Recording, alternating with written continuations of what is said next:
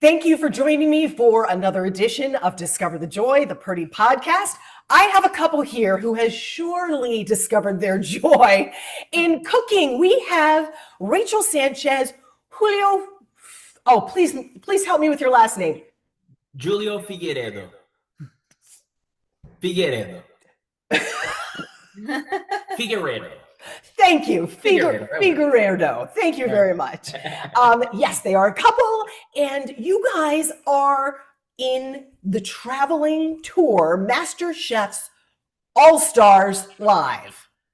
You're going to have to help me out with this because I know there's a MasterChef's All-Stars, there's a MasterChef's Dynamic Duo, which you guys are part of. So help me figure out what is what and what you guys are a part of as far as the tour goes. Okay, so right now we are finalists for MasterChef Dynamic Duo Season 15, which is, a really famous cooking competition. I would say the biggest competition ever, for which, we are super, super fun, and we're excited to be here and to be finalists.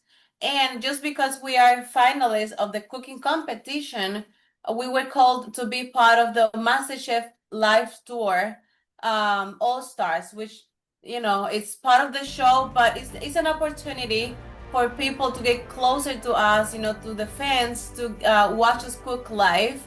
So we're going to be in 35 cities cooking live, in theaters, for people to be closer to us. Now, this is kind of crazy. So you're going to be on the show, but also be on tour. And how are you having the energy for all this? Well, the show is already recorded. So right now we're just watching. And so we recorded the show. We were in the competition, and now we come to real life and get in the road. So you're not allowed to say who won? No. You guys can see it on next week on September 17th. That's going to be the finale. So we're there, and we hope to bring this trophy home, Very exciting. So with this live tour, this is kind of intense because I was taking a look at when you are going to be in Florida. You have got 5 locations. You're going to be here in the Jacksonville area October 1st, 5 locations in 5 days. So this is how your tour is. As you go to different states, you are just knocking out these places. This is intense. It is intense. We're going to be actually in 35 cities in 45 days. So it's every day we have shows. We have shows like from Tuesday to Sunday. Then we have a Monday off, Tuesday to Sunday, every night in different cities, different states. So it's going to be a blast. We're definitely hoping to attract a lot of people to come to our show and see all of us, Rachel and myself, Jerron and Michael as well. We're going to be the 4 contestants or ex-participants participating in this MasterChef Live Tour. And as Rachel said, the idea is to bring people closer to MasterChef, for them to see how an episode feels like. The pressure, the timing, cooking, having somebody judge your dish. So everybody that's a MasterChef fan or a cooking fan or a TV show, cooking TV show fan, please come and watch it because you're going to have a blast. You're going to see how intense it is. Yeah. And yes, I know it feels super rushed, but that's how usually tours work. You go on stage, you perform, then you get on the bus while you're sleeping, you're traveling to the next city, and that's it for 45 days. It's going to be fun. You guys are rock stars. I love it. And you did mention that you will be going up against 2 others. You are going up against the winner of season 9 and the winner of season 14. So these are some big names. And absolutely. Yes. So it's interesting. I looked up to them for a long time because, they're the previous winners of MasterChef, and because of them and all of the other winners and all the other contestants, it was one of the reasons why I wanted to go on the show, inspired by them. And now to have the opportunity to cook with them or against them is it's a pure joy. It is a pure joy, for sure. So if I buy tickets to the show, what am I going to experience? Do you cook different things every time? Are you told in advance what you're going to cook? How does this work? No, this is a very interesting question. We don't know what we're going to be cooking. We want to have that element of surprise for us and for everybody watching. We do have an idea that we're going to be making 3 different dishes. It's going to be an appetizer, an entree, and a dessert. So as far as that goes, we know, but every time should be something different. You know, the host is going to throw different challenges at us, you know, throughout the cooking. She might come and give us some, I don't know, canned food and say, hey, you gotta turn this canned food into a Michelin star dish. So there will be different challenges for us to, you know, keep up on our toes, and for the audience to see how MasterChef actually works. You know, you walk into the set and you think something's gonna happen, and then Gordon Ramsay comes in and he throws a curveball at you, and you got to think quick on your feet and come up with something. And The idea behind this is to bring to the audience kind of like the same feel that we have in the competition, you know, the mystery boxes, the clock running down, all of that is what we want them to experience. And that's what the tour is about. now you will have to deal with things like the mystery boxes, which is where you have these secret ingredients. Sometimes it's salty and sweet you mix together, or sometimes the box itself made out of chocolate. Yeah. Figure out how to use it. So we're going to see that live. We will see that live. Yes, ma'am. Absolutely. You're gonna have that feeling. All the audience, you guys are gonna feel the pressure that it is to be on MasterChef stage. Now, this is kind of cool. The audience may get to participate. So you're actually going to have some people come up to the stage to be sous chefs, like second in command. Yeah, that is right. Yeah, if you're there in the audience, we might call your name up, and we expect you to perform with us, you know, because we're going to be cooking and we need somebody to help us out. So that's the great job of a sous chef. And we might even have people coming up and doing the tasting, being the judges of our dishes. So we have a lot in store for the audience.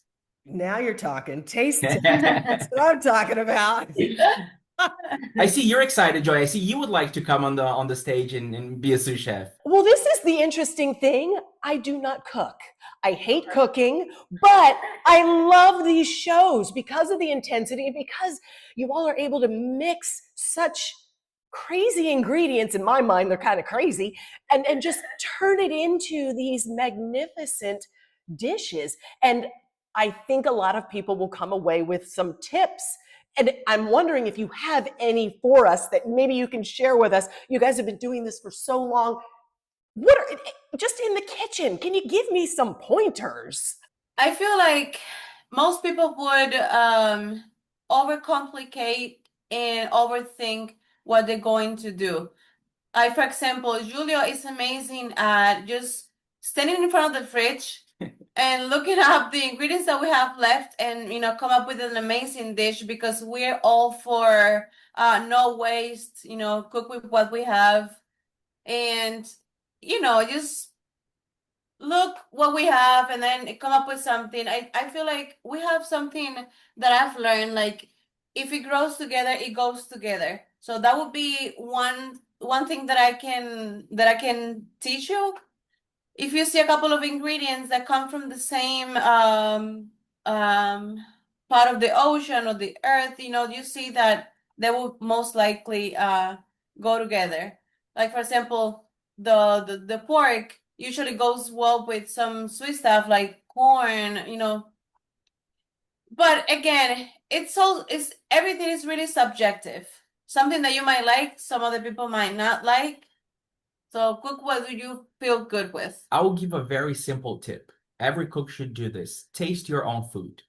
You know, because when people ask me for a recipe, they say, oh, but how much salt did you put in? How much pepper or garlic powder or whatever seasoning? And it's very tough when you read a recipe and you try to follow to the teeth, because my level of saltiness is different than yours. My level of spiciness is different than yours. So the best tip you can have as a cook is taste your food. As you're cooking, you're tasting, and then you're adjusting your seasonings. At the end, you have a beautiful dish. Those are great rules of thumb. Thank you for that. And obviously, you are so passionate about what you do. This isn't just like a TV thing, a stardom thing, which you guys are superstars now. But but tell me where this came from. I want to know how this started. So, Rachel, let's start with you. Where did this love of cooking come from? So I come from Cuba. It was a really I'm not saying poor because it doesn't sound good, but anyway, yes, it was a really humble family. My grandmother came from the really countryside. They had to grow their own food in the farms, kill a chicken, cook the chicken, and I have this memory of her making a lot of food and baked goods for us growing up. And even though she passed when I was only 9, her memories it just stayed forever. So I always loved to cook, but I didn't learn from anyone, just the memory of my grandmother. And I'm a self-taught cook and baker. And then I came to the States and started working in restaurants, and I feel like my love for food just came back from there. And even though I only worked front of the house, I always dreamed of, being a chef one day or running my own restaurants. And of course, being on cooking competitions because I dealt with a lot of anxiety. Coming into a new country, not knowing a language, it's just a lot going on. And I feel like all of these cooking shows and MasterChef especially, it was my soothing moment, to deal with that anxiety and panic attacks that I had at the moment. And then I met Julio. I'm gonna let him talk about that so we can then, tell you what happened. Oh, Julie, you get to talk about how you guys met, but you have from your beginning too. So on my end, my love of food started with my grandmother, Maria. She's 96 years old. I was born and raised in Brazil. My family, I grew up in the countryside of Brazil, in the south part of Brazil. And excuse me. And my grandmother, my family from my dad's side is from Italian immigrants. So I grew up eating a lot of Italian food, pastas, polenta, very hearty foods. And I always loved being around her, cooking in her house. She always let us, help her out. And when you eat something, a great food, it becomes a memory in your mind. So there are certain things that I eat today, or certain smells that remind me of my grandma, of her house, of happy moments in family. And my mom always cooked as well. She's a great cook. My dad, everybody in my family always been, cooks. So when I grew up, I wanted to go to culinary school and learn how to cook. My mom was against it at the time, because it wasn't seen as a great career at the time. So I ended up doing something else. And when I moved to the States in 2012, I learned English, and I said, you know what, I'm gonna go to culinary school, and I'm gonna learn how to do this. So I did. I ended up going to culinary school. After I left, I started working in kitchens, and I saw how complicated it was for the amount of work and the little pay that you receive. And I ended up kind of leaving the kitchen, stopped cooking, because I was like, wow, I need to support myself. So I got to find other ways to make more money. Long story short, I became a general manager of a restaurant, that's where I met Rachel. I hired her as a bartender for the restaurant. And yes, everybody gives me that face. Everybody gives me that face. I promise. I mean, I was always professional, and everybody that I hired was based on their ability to perform. Obviously, Rachel's beauty helped as well. Bartender, if you have a beautiful bartender, it helps a lot. You'll sell a lot more drinks when you have a beautiful bartender. And, she speaks Spanish, she speaks English, she's very outgoing. So I thought, she had the experience, and I thought that she was perfect for the role. When she came into the restaurant, we started talking. We saw how similar our cultures were, how we grew up, even though we're from two different countries, but there were a lot of similarities, and we had a passion for food, both of us. And most of our talks was about food. Oh, I love cooking this. I love doing this, and then we started joking like, oh, I cook better than you do. And then, those little things started turning into passion for each other. Like, oh, we have something very similar that we like about each other. Let's see how deep that can go. So then we started going out on dates, and all of our dates were around food. It was either her going to my house and me cooking for her, or the other way around. And yeah, as we said on MasterChef, is going to show that on the finale. We conquered each other's bellies before we conquered each other's hearts. So yeah, it's a beautiful story. And here we are a few years later. We've been married for 2 years, and yeah, we love our story and everything that we're building. And Julio, you're a great storyteller. That was wonderful. I feel like it was like a fireside chat. So, what is it like for the two of you to work together and live together? Because, like, you're around each other all the time. And I must say, I did notice watching you on the show, you can just feel your energies work and meld together, even though you guys are barking out orders to each other and blah, blah, blah, do that, blah, blah, blah, blah, but you can still feel the cohesiveness, if that makes sense. Absolutely. I feel like we have received a lot of love from the fans and the audience, and most of the comments have been around that, how they could feel how connected we are, how the love that we have for each other, the passion for food and for each other, and the respect beyond all of that. And I feel like we have both come from really hard past in relationships. And one thing that we had said in common when we met each other was like, okay, if we want to do this, it doesn't matter how much we love each other, how much we like each other. We need to have respect and a lot of communication. And since the beginning, our relationship, stood for that. And that's something that we always cherish, because if we don't have a good communication and respect for each other, it doesn't work. So, I think that's the main point of base of our relationship besides God, because we are both believers. And yeah. Absolutely. And, as Rachel mentioned, like when you have bad experiences in your life, you either do two things. Either you learn from them or you let them destroy you. And we let those bad experiences in our lives teach us, so when we started our relationship, the premise was we have to be honest with each other. If you're mad at me, tell me. Don't hide it away. If something is wrong, tell me. We have to be best friends. And because of that, we created such a strong bond that we know how to differentiate when the other person is mad for something or they're just being passionate about it. So Rachel can tell me something. Some people might see like, wow, Rachel yelled at Julio, but I know she wasn't yelling at me. She was giving me clear instruction of what I needed to do. And now, because I know her, because of the time we spent together, I understand the way I receive it. I'm not going to be closed, or I'm not going to be defensive about it. I'm going to be like, okay, I know she's giving me clear instruction and that's what I have to do. She's not mad at me for any reason. So living together, working together, it has definitely taught us how to respect each other. Our communication has gotten a lot better. And what Rachel said is very important. We put God first and above everything in our lives. And the premise of being a good Christian or somebody that believes in God is you got to cherish your family. It's the family you're born into, it's given to you, but the family you choose to create, it's on you. So if you're gonna go through that route and decide to create a family, you got to cherish and love and respect your spouse, your family, and all of that. I think you guys are like marriage counselors and cooks. This is so great. Seriously, it's wonderful to hear you say that and to hear that you are still staying grounded despite all of this mega stardom that has all of a sudden come. Let me ask you, when you are home, everybody has their spaces, everybody has their territories. Whose is the kitchen?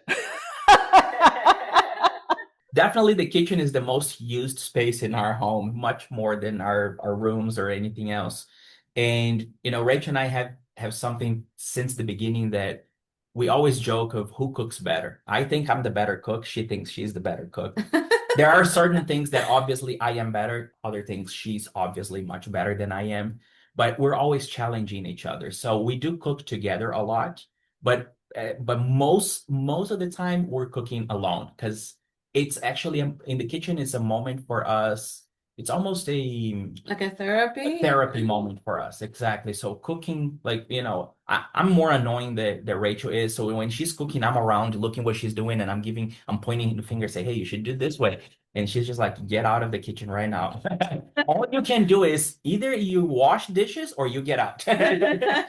So, but we just joke with each other. But honestly, like we like to cook on our separate times. But when we're feeling it, especially when there's people coming in the house, then we cook together. Yeah, so answering the question, we take turns. Like baking, it's all mine, pretty much. And, cooking for the house, we take turns. I would say lately, Julio has taken more of that because I spend a lot of time now working on a social media. And he's taking a little more control of the kitchen. But when it comes to baking, it's mine 100%. 100%. So you said something very interesting, and I want you to help me out here. So Julio, you said that there are some things you do better and some things Rachel does better. So I want, if you would, each of you to tell me what the other does better, because it's hard to talk about yourself, So Julio, tell me what is so great about Rachel's style of cooking, what her style is, and then Rachel, do the same. I think Rachel, she's as she said, baking, everything is with her. I don't even touch it because I do know, but it's not as good as her. So it makes no sense for me to make something that she's gonna make much better, But she's very creative. She can take something like the way she looks at a recipe or an ingredient. I like how her mind thinks that she will try to mess it around with a recipe, while sometimes that drives me a little crazy because I'm like, but the recipe says you got to do this way. She's like, don't worry, I'm gonna make something different. If it works, it works. If it doesn't, we try it again. So I like her creativeness and her willingness to try something different, to improve upon something. All right. Okay, that's good. I got points, yes. Ray did mention you like the way Julio is able to go into the refrigerator, open it up, and take whatever's going on. Tell me something else about Julio. Well, Julio, it's amazing with pastas, Italian food. It's on him. I know how to make pasta, but I leave it to him because he's a pro on that. And also he has two things that I love and I wish I had them. He has one amazing knife skills. His knife skills is amazing. I know how to handle knife, but he's a pro. And he's really, really, really organized in the kitchen because I'm a very good cook, but I am a mess in the kitchen. I can't believe it took me 4 years for her to say this. Thank you, Joy. I appreciate you inviting us. After 4 years. I know. I assume it. I'm a mess in the kitchen, and he's really organized. He starts cooking and he cleans. He cooks and he cleans. I don't. I love to multitask. So that's something good and bad at the same time of me, because I can bang a lot of times at the same time because I'm multitasking. But that means that the sink is gonna be like this when I'm done, and then that's when he comes and he washes the dishes, because he knows that I'm messy. So he is really good at being really staying organized. Yeah. That's something amazing of him in the kitchen. Yeah. So then how does this work on the show? You are a dynamic duo, so somebody's got to take the lead. And if you guys have different styles, how does that work under pressure, under a timed pressure? That's a great question, Joy, because before we got into the show, we thought about that. We're like, how is our dynamic going to work? So we decided that here we have no idea what the challenges are going to be. We don't know what's going to be given to us. The one thing that we have to have in mind is if you feel more comfortable about one challenge, take control. Just say, hey, follow my lead. That happened on our second challenge that we happened to win. The first challenge we won, it was a mystery box. It was a sweet and spicy mystery box. And the couple that won the previous challenge, they had the advantage to give everybody else their proteins. And they gave us octopus. And for us, it was like, wow, we had cooked octopus maybe once in our life, but it wasn't something we're used to it. And Rachel said, I have a recipe in my mind, her Spanish roots, they eat a lot of octopus, and she had an idea for a great dish, and because I was terrified. And she said, do you trust me? I said, I do. Because he was like, no, that doesn't sound good, and we're not gonna do that. And I was like, please trust me. I have a great idea. This will work. And he was like, okay, I trust you. And we won. I feel like in most of the challenges, Julia was really good at calming me down because, like I said, my anxiety and all of that. And I feel like one of my good qualities is that I'm a good leader. And I like to be in control of the situations most of the time so I can like be in charge. So I feel like I always try to be the leader, but sometimes he keeps me on my toes. And when he sees that something is not going good, then he's like, okay, let's rethink, just take a deep breath, and then we continue. And we had to play Mhm. with our strengths as well, because there were some challenges, for example, the telephone challenge, which is another challenge that we won. We always played that Rachel was gonna plate. You know, if there was ever a challenge that there was plating involved, I thought that Rachel had to take over because she's much better at plating than I am. But as Rachel mentioned, I'm much faster with knife skills.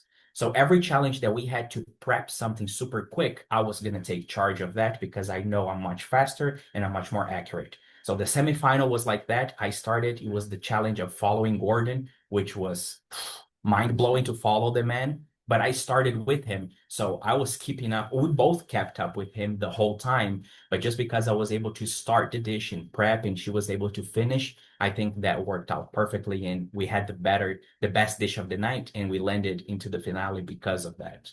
So we played to our strengths. We knew what our strengths were. And the one thing was, let's not discuss with each other. Let's not argue with each other. You gotta show each other like, hey, I'm on this, I'm in charge of this because I feel more confident. And the other one just says, yes, chef.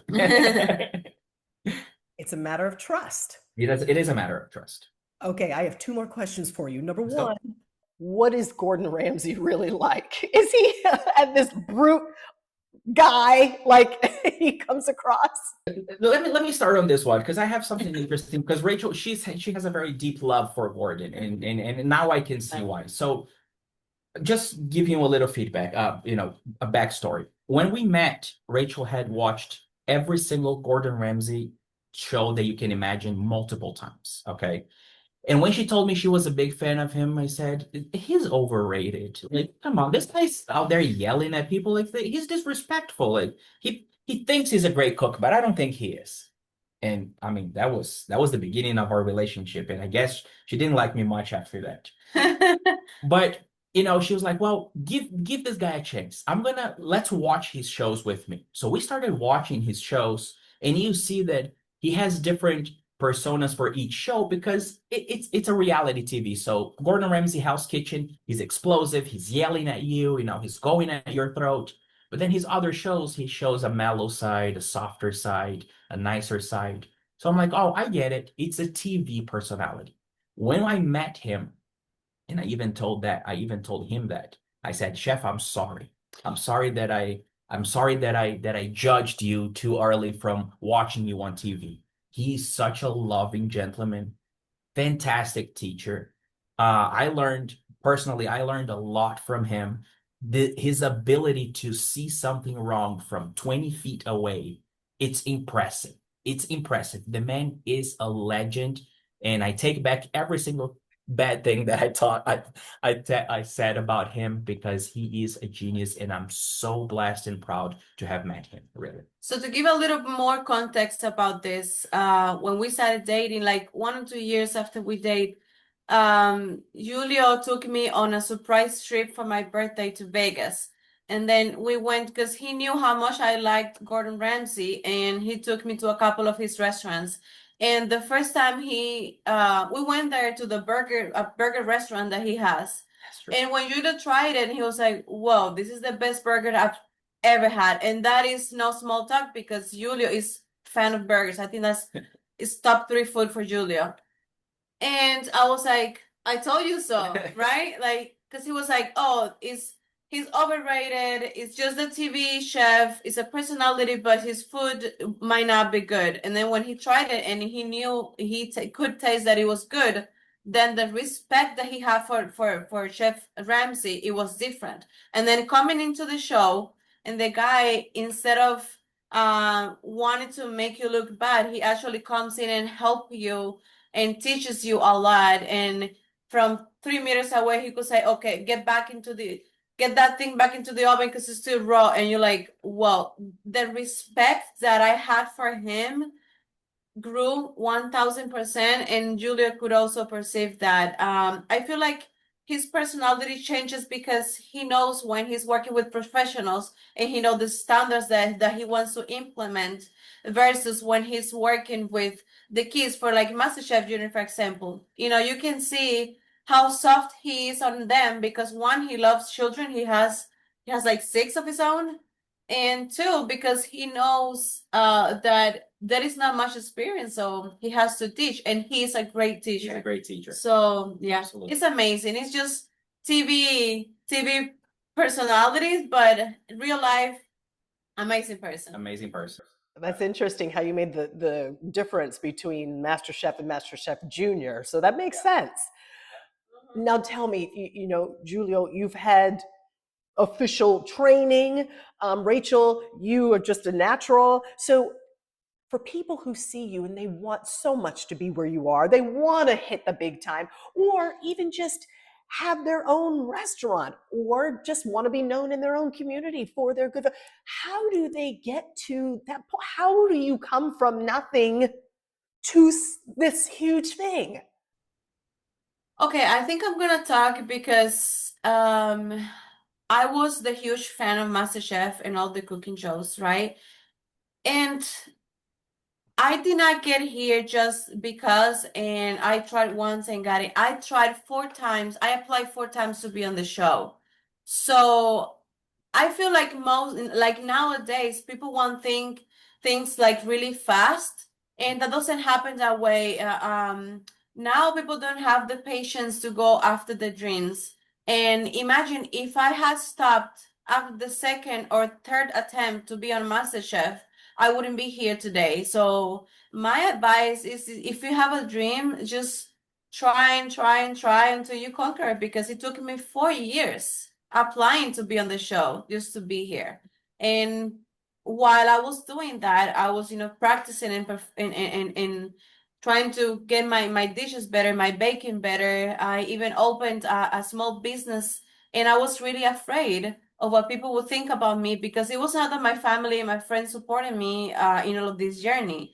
My family wanted me to get a real job, to do something, like, because this is a career that is like in our countries is not really well seen, but that's what we love to do. And when at some point I decided that was the path that I wanted to take on, I was like, okay, I'm gonna try everything in my power. So I feel like my advice for people would be like, don't stop dreaming, number one. Don't stop believing. And once you know what your purpose is and what you want to do in life, just don't stop until you get it. Because if you stop, after that little step, that might be your success.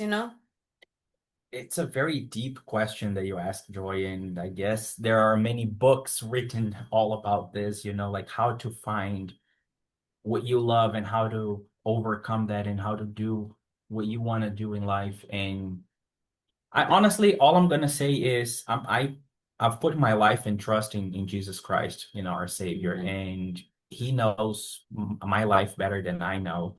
And all I've said is I wanna have purpose in my life. I do love things that I love, and I'm gonna try to do them. And if that's God's will that I am successful, or that some way I can reach more people to His kingdom through what I do, then I'm a happy man.